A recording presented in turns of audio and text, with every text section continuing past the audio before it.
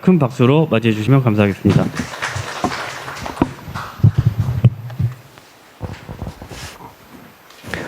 네, 안녕하십니까. 네 번째로 발표를 맡게 된 시민정책연구부의 이정철 부연구위원입니다.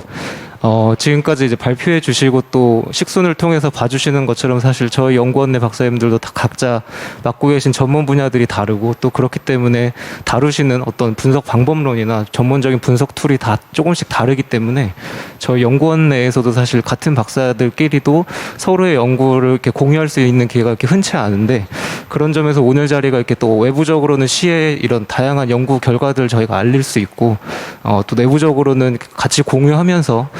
또 학문적으로 공부도 되고 또 연구적으로 자극이 되는 기회를 저희가 얻을 수 있게 된 것 같아서 오늘 이렇게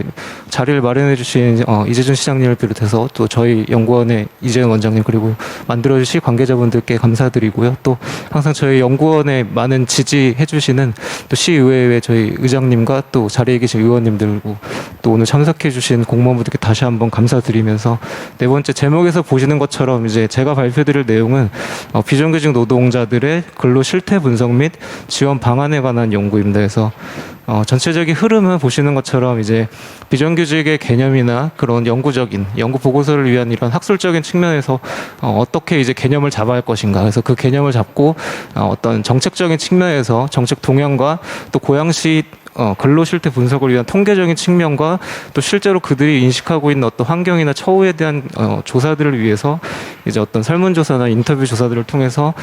그런 부분들을 보완하고자 하였습니다. 그리고 이러한 조사들을 바탕으로 목차에서 보시는 것처럼 이제 결론 정책 지원을 통해서 의미 있는 어떤 고양시 정책을 이제 제안하는데 기여하고자 저희가 구성을 하였고 어떤 연구 배경 측면에서는 보시는 것처럼 사실 비정규직이라는 어떤 단어 그리고 비정규직이라고 했을 때 비정규직 노동자로서라고 했을 때 우리가 떠올릴 수 있는 흔히 떠올리실 수 있는 것처럼 그 노동정책 상에서 가지고 있는 어떤 비정규직 노동자들을 위해서 우리가 지원해줘야 될 필요성 그리고 어떤 처우나 다양한 계약 조건상에서 가지고 있는 어려움들에 대해서 많이 공감하고 계실 겁니다. 그리고 어떤 자료에서 나와 있는 것처럼 보시는 바와 같이 최근에는 우리 사회 전반적으로 이제 어떤 코로나19로 인한 예기치 못하였던 이런 어떤 재난의 일종의 이런 상황에 직면함으로써 사회 전반적으로 모두가 어려워함에도 불구하고 그 중에서 어떻게 보면 하나의 취약계층과 같은 그런 특히나 노동 취약계층으로서 이런 비정규직 노동자들이 더욱더 직면하는 어떤 사회적인 어려움이나 경제적 어려움은 더욱더 크다는 점. 그래서 어떤 단기적으로는 코로나로 인해서 더 어떤 그런 경제적인 측면에서 어려움도 있을 것이고 또 꼭 그것뿐만이 아니더라도 우리가 지금 노동사회 정책이나 노동정책 측면에서 계속적으로 안고 가야 될 하나의 문제점이자 계속적으로 풀어가야 될 과제라는 측면에서 이제 고양시를 비롯하여서 또 중앙정부에서도 계속적으로 이제 보시는 자료와 같이 어떤 중앙정부의 기조에서도 이런 문제들을 해결하고자 계속적으로 이루어지고 있었다는 점을 자료를 통해서 보일 수 있고 또 잘 알고 계실 겁니다. 그래서 고양시 또한 보시는 자료와 같이 이제 고양시장님께서 직접 어떤 2020년에는 노동 존중 도시를 이제 조성하겠다는 이제 공표를 하신 바도 있고 그러한 이제 그것을 뒷받침하기 위한 구체적인 이제 정책 노력으로서 이제 일련의 이러한 이제 예시들을 보실 수 있습니다. 근데 그럼에도 불구하고 한편으로는 하단의 그림에서 보시는 것처럼 이제 경기도 전체인데요. 그 중에서도 김포와 파주를 비롯하여서 이제 북서부권으로 묶이는 우리 고양시 같은 경우에 비정규직 노동자들의 비율이 상대적으로도 굉장히 높은 정도이다. 어떻게 보면 그렇기 때문에 다른 곳보다도 더 어떤 이런 비정규직 노동자들에 대한 어떤 지원이나 해결을 위한 고민이 필요하다고 할 수 있고 또 한편으로는 이런 자료에서도 보실 수 있는 것처럼 우리가 경기도 전체의 이런 자료를 통해서 고양시의 근로 실태가 이렇구나라고 추리를 할 수밖에 없는 그런 한계점에 있는 것처럼 현재 고양시가 어떻게 보면 비정규직 노동자를 비롯해서 노동정책에 있어서 지금 자료 구축부터 필요한 상황이다라는 측면에서 이 연구의 필요성이 강조된다고 할 수 있습니다. 그래서 본 연구에서는 이런 비정규직 노동자들을 위한 지원, 나아가서 노동 정책을 앞으로 지원하는 데 있어서 하나의 그런 근로 실태 분석을 통해서 기초 자료로서 활용이 될 수 있고 본 연구 결과에서도 이런 근로 실태 분석을 통해서 구체적인 정책 제언으로서 앞으로 나아가야 될 방향을 제언할 수 있는 그런 연구 목적을 가지고 추진이 되었습니다. 그래서 보시는 것처럼 전반적인 연구 개요는 앞선 목차에서 설명드린 바와 같이 일련의 흐름으로 진행이 되고요. 본 연구는 이제 4월에 시작하여서 현재 9월에 지금 완료 예정인 과제이고 그래서 총 소요 시간은 한 약 6개월 동안 이루어진 과제로 봐주시면 되겠습니다. 그래서 이제 이 장에선 저희가 뭐 이론적인 논의들도 하지만 그렇다면 앞서 말씀드린 것처럼 이제 비정규직 노동자의 범위나 개념을 어디까지 잡을 것이냐라고 하는 게 가장 기본적인 이제 출발점이 될 텐데요. 다양한 선행문 연구나 문헌들을 저희가 분석했지만 결국에는 뒤에서도 나온 어떤 통계 현황이나 이런 근로실태 분석을 통해서 그런 것을 이제 이끌어내기 위해서는 어떤 통계청이나 중앙정부에서 활용하고 있는 개념들 저희가 이제 가져올 수밖에 없었고, 그런 측면에서 봤을 때 이제 정리해 봤을 때 보시는 것처럼 이제 어떤 상용 노동자, 임시 노동자, 일용 노동자로 나누고 있는 이런 통계청에서 사용하고 있는 이제 이 노동자들에 대한 분류 개념을 통해서 이제 비정규직 노동자들의 어떤 현황을 정리하고자 하였습니다. 그래서 이 개념들 이것이 이제 보시는 자료와 같이 이제 그림으로 그 각각의 어떤 계약 기간에 따라서 나뉘어지는 유형들의 그 형태를 보실 수 있고, 이러한 것이 그런데 이제 최종적으로 저희가 정리한 가장 후술되는 표에서 보신 것처럼 한편으로는 임금 노동자 내 앞서 말씀드린 상용, 임시, 일용의 노동자로도 구분되지만 종사상의 지위와 고용계약 형태에 따라서 나누기 때문에 보다 더 우리에게 어떻게 보면 친숙한 단어, 더 쉽게 와닿으실 수 있는 정규직 노동자, 비정규직 노동자로 또다시 분류가 되는 측면이 있습니다. 그리고 사실 비정규직 노동자의 개념은 그 하단에 있는 한시적, 기간제, 시간제, 비전형 노동자들이 포함되는 것이 결국은 비정규직 노동자들의 개념이라고 할 수 있고, 뭐 이제 표에서는 조금 더 이걸 자세하게 비전형 노동자에는 더 이제 그 하단으로 파견 용역근로 이제 특수고용 가정내 노동, 일일 노동자 같은 이제 더 이제 그런 세부적인 내용들 저희가 이렇게 제시를 했습니다. 그래서 가장 직접적으로는 여기서 나오는 이제 비정규직 노동자의 카테고리를 가지고 저희가 현황을 보고 드리는 것이 가장 이제 가장 정확한 정보라고 할 수 있는데, 사실 이제 통계청이나 중앙정부 중심의 지금 자료들이 다 구축되어 있기 때문에 광역 단위까지는 이것이 정확하게 다 정제되어 있지만, 이제 그 안에서 고양시에 해당되는 기초 단위에 이제 저희가 자료를 추출하는 과정 에서 어떤 임금 노동자를 중심으로 한 통계 현황에서 저희가 어떻게 보면 일종의 좀 추계나 추정이 들어갈 수밖에 없는 좀 측면들이 있었습니다. 그래서 뒤에 이제 통계에서 리포팅을 드리는 부분에서는 좀 그런 부분에 대해서 이렇게 감안을 다시 한번 부탁드리겠습니다. 그래서 이러한 개념들의 정리를 통해서 저희가 간단하게 이제 표로 정리하면 이러한 이제 개념들에 대한 정리가 될 것이고, 이것을 통해서 이제 저희가 어떤 중앙 정부에서부터 또 이 중앙 정부에서 현재 추진하고 있는 어떤 2017년부터 대표적으로 추진하고 있는 어떤 그 전반적인 가이드라인과 정책 기조를 바탕으로 또 그 하위에 이제 광역 단위인 경기도에서 이루어지고 있는, 특히 2016년 이제 노동기본 조례 이후 2017년에 정부 기조와 맞추어서 이루어지고 있는 어떤 비정규직 고용선 종합계획의 그 일면들, 그래서 공공부문 측면과 민간부문 측면에서 어떠한 노력들이 이루어지고 있는지, 그리고 이제 어떤 경기도권 내에서도 어떤 같은 이제 기초지자체 단위에서 좀 더 어떤 노동자들과 관련해서 이루어지고 있는 어떤 수원이나 안산시와 같은 대표적인 사례들을 통해서 이제 좀 정리를 해보았고, 이러한 관점에 맞추어서 고양시의 현황에 대해서도 저희가 살펴보았고, 대표적으로는 비정규직 노동자 권리보호를 위한 어떤 지원 조례 측면, 그 뒤에 나오는 어떤 비정규직 지원센터와 노동권익센터들에 대한 어떤 그런 사례들을 저희가 현황 측면에서 정리를 했습니다. 그래서 현황 측면에서는 사실 간단히만 저희가 살펴보면 가장 지금 대표적인 이 비정규직 노동자 지원을 위한 법적 근거라고 할 수 있는 이 조례 측면에서는 이제 최근에 이제 개정이 되어서 근로자라는 표현에서 좀 더 적극적인 의미의 그런 주체성이 있는 의미를 담기 위해서 노동자라는 표현을 바뀌었고, 그 외에도 다른 지자체와 봤을 때는 이제 민간 부분과 공공 부문에 대한 어떤 지원이 마련되어 있는 한편, 이제 14조에 보시는 것처럼 민간 부문에 어떤 비정규직의 정규직 전환이나 차별 해소를 위한 어떤 그런 대책 수립이나 시행을 할 수 있도록 강제할 수는 없지만, 기초지자체가 가지고 있는 권한의 한계상 강제할 수는 없지만 권고를 할 수 있도록 하고 있다는 점은 고양시와 같이 하나의 좀 차별점이자 이제 좀 의의라고도 저희가 볼 수 있겠습니다. 그래서 그 이후에 이제 2017년에 정부 중앙정부 기조에 맞춰서 저희도 일부 이런 정규직 로드맵이 이루어진 적이 있고, 그 외에도 현재까지는 이제 지원센터나 권익센터가 또 특히 올해 5월에 이제 본격적으로 개소를 해서 이런 활동이 이루어짐에 따라서 좀 더 이제 지원의 폭이 넓히고자 노력이 이루어지고 있는 상황으로 좀 진단을 할 수 있겠습니다. 그래서 이러한 현황과 함께 이제 어떤 실태 분석 측면에서 저희가 접근해 봤을 때, 첫 번째 이제 통계적인 측면에서 그렇다면 어떤 비정규직 노동자가 어느 정도인가, 그리고 그들의 실태가 어떻게 되어 있는가를 정리해봐서 전체적인 이제 전국적인 단위에서 이제 저희가 살펴봤고, 전국 단위에서는 보신 것처럼 어떤 뭐 여성의 비율이 높고 60대 비율이 높고, 그리고 한시적 노동자의 비율이 높다는 점과 같은 특징들도 있지만 이것이 이제 뒤에 보실 때는 고양시와는 또 어떻게 차별점이 있을까를 봐주시면 되겠습니다. 그래서 이런 산업적인 종사자적인 측면 전국단에서 볼 수 있는데 그래서 전반적으로 이제 하나의 통계 틀이 완성되면 이런 식으로 이제 하나의 통계적인 틀이 완성되죠. 그래서 15세 이상 인구 어떤 이제 노동 가능 인구에서부터 임금 근로자를 쭉 내려와서 이 임금 근로자가 이제 표의 한계상 이렇게 원래 한 줄을 쭉 내려오는 건데요. 이 임금 근로자에서 정규직과 비정규직 나누고 비정규직에서 이렇게 또 세부적인 카테고리로 이루어지는 요 틀이 이루어지는데 고양시 역시 저희가 이렇게 이제 일련의 요 틀에 맞추어서 정리를 해보았습니다. 그래서 경제활동 인구에서부터 고용률, 실업률에 대한 정보들 그리고 이제 상용직, 임시, 일용직에 대한 이제 노동자들의 어떤 통계 현황이나 이런 비중으로 통해서 저희가 이제 현재 그 가장 최근 2019년 말의 자료를 바탕으로 저희가 이렇게 좀 전국 단위와 비교를 했고, 이제 이러한 통계 자료에서 저희가 뭐 시간 관계상 이제 좀 주요 특징들만 요약해서 저희가 살펴보시면, 특히 이런 산업별, 종사상 지위별 특징에서 봤을 때는 역시 고양시가 가지고 있는 어떤 제조업 기반의 도시인 측면에서 이제 제한적인 측면이 있기 때문에 다른 앞서서 보셨던 그런 전국적인 측면과 보았을 때 특히 가장 하단의 임시직, 일용직 근로자들을 봤을 때는 어떤 교육 서비스업이나 보건사회 서비스업과 같이 서비스 업종에 대한 어떤 그런 비중이 더 높게 나타나는 점, 특히 어떤 사회복지 서비스나 이런 것이 높게 나타나는 점이 이제 하나의 특징이라고 할 수 있고, 그리고 이제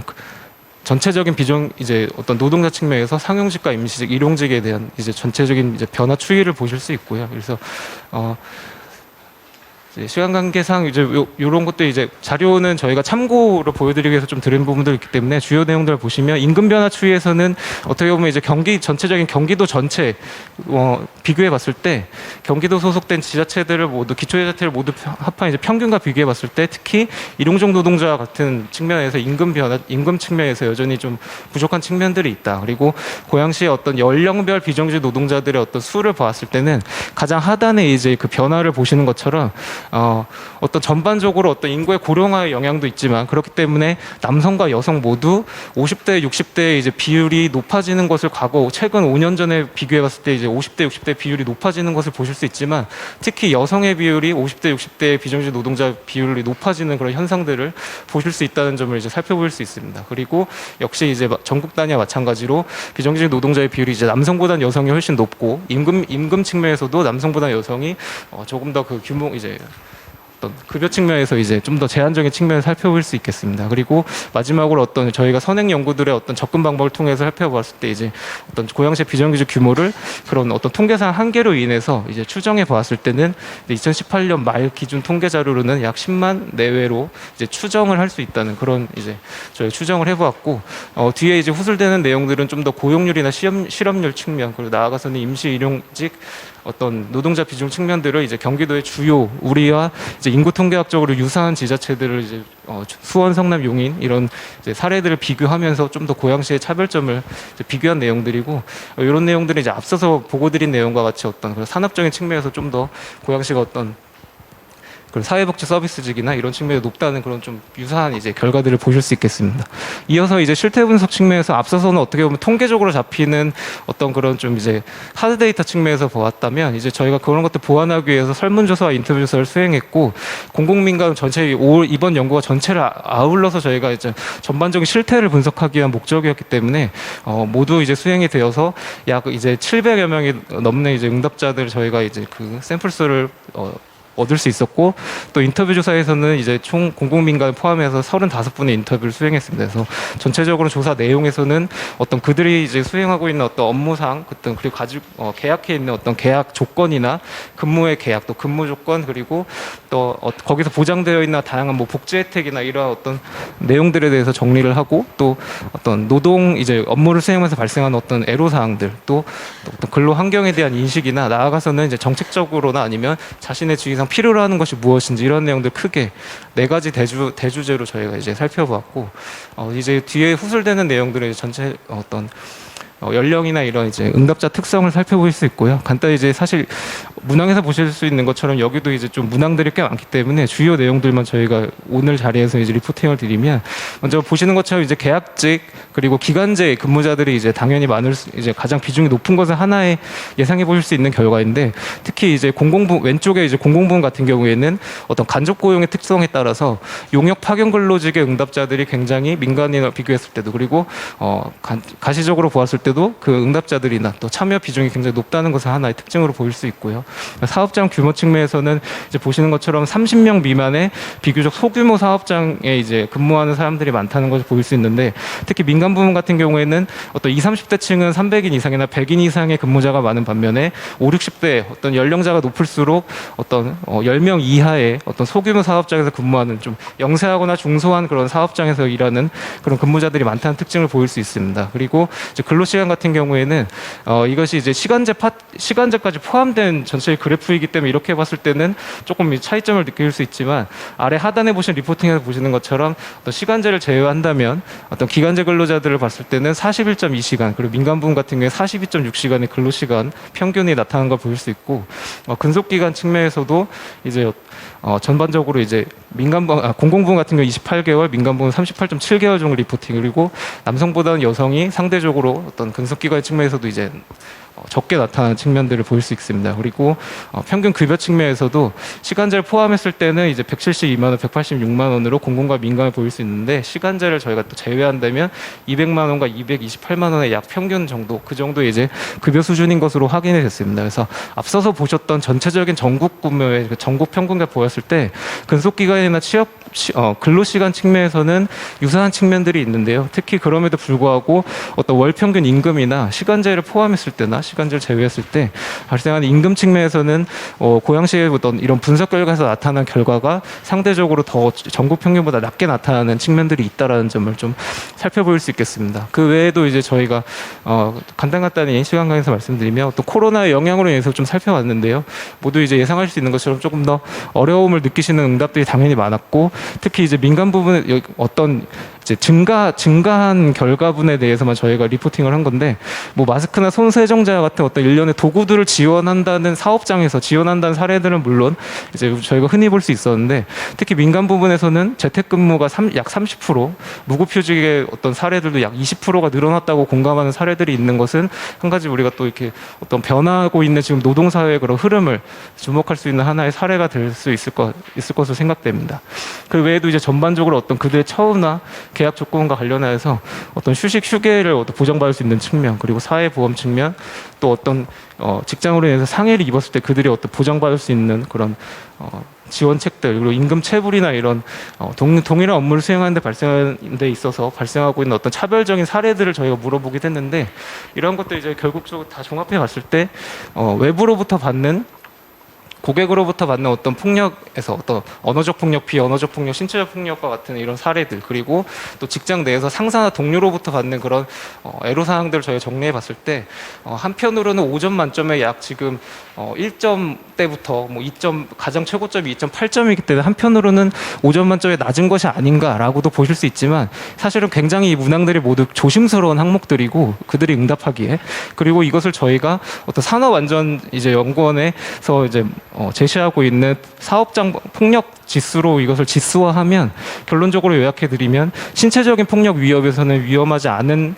경우도 나타났지만, 모두 공통적으로 공공과 민간 모두 비언어적인 어떤 그런 스트레스나 언어적인 폭력으로 인해서 발생한 스트레스는 남녀 집단 모두 굉장히 위험 수준에 놓여 있는 것으로 진단이 되었습니다. 그래서 이러한 부당한 대우나 처우로 인해서 그들이 받는 스트레스나 어려움들이 많음에도 불구하고, 보시는 자료와 같이 그럼에도 불구하고 그들이 해소하고 있는 대부분의 수단은 결국은 동료들에게 하소연하거나 그냥 참는 것을 일관하는 것이 대부분이라는 점으로 또 우리가 정리를 해볼 수 있겠습니다. 그래서 이런 뭐 시간 관계상 너무 제가 타이트하게 정리했기 때문에 사실 뭐 이런 내용들 말고도 다른 내용들도 있지만, 이제 저희가 정리해봤을 때, 이런 것들 정리해봤을 때 앞서서 이제 지면상 할애하지 못한 어떤 인터뷰에서 더 묻어나오는 그들의 더 이렇게 구체적인 어떤 서름이나 더 그런 애로사항들을 저희 정리해봤을 때, 이제 고양시에서 원하는 이제 그런 노동자분들이 원하는 이제 어떤 정책이나 그런 지원책들은 어떤 감시 감독에 대한 처벌 강화 측면을 한편 이제 관리 감독을 좀 강화하는 측면을 또 요구한다면 또 한쪽에서 이런 지원 센터나 지원 책들을 통해서 자신들이 다양한 어떤 그런 지원을 누릴 수 있는 것을 이제 기대하고 있는 것을 저희가 정리해 볼 수 있겠고요. 이런 것을 통해서 저희가 이제 마지막으로 어떤 시사점 측면에서 이러한 논의들을 모두 정리해 봤을 때 결국 지자체가 가지고 있는 어떤 특히 기초 지자체가 가지고 있는 어떤 권한의 한계상 어떤 적극적으로 그런 것을 처벌하고 이런 것 특히 민간 부분까지 강제할 수 없다는 그런 한계상 이제 크게 이런 것을 모두 고려해 봤을 때 네 가지 방향으로 가야 된다고 저희가 정리해 봤습니다. 그래서 첫 번째는 어떤 노동 인권 보호 측면에서 아래와 같이 기본적으로 지금 하고 있는 휴게 공간에 대한 어떤 지원이나 실태부터 실태 조사, 교육 상담에 대한 이런 내용들뿐만 아니라 조례상으로도 어떻게 보면 앞서 말씀드린 대로 지금도 우리가 의의가 있는 조례를 운영하고 있지만 어떤 비정규직 노동자에 대한 지원 범위나 이런 것에 대해서 이제 재개정이 필요하다는 점, 그리고 또 나아가서는 고양시가 가지고 있는 어떤 그런 100만 도시로서의 어떤 충분한 자원들, 그리고 3대 어떤 비정규직 지원센터, 권익센터를 비롯한 3대 지원센터와 같은 이런 자원들을 활용하는 방안과 마지막으로는 이것이 결국에는 어떤 노동정책 전반으로 이제 아우를 필요가 있다는 점으로 정리를 해보겠습니다. 그래서 저희가 이제 제시된 자료에는 이렇게 1년에 대한 하나씩 이제 자세한 어떤 상수한 내용들을 넣었고요. 그 다음에 이러한 것도 같은 내용인데 단기적, 중기적, 장기적으로 이제 나아가야 될 과제들을 제시했습니다. 그래서 마지막으로는 저희가 이렇게 목표 체계안을 연구진 측면에서 그 예시로 제안을 하였습니다. 그래서 이런 내용들은 보다도 상술되어 있는 자료집을 이제 참고해 주시면 되겠습니다. 이상으로 발표를 마치겠습니다. 네, 감사합니다. 네,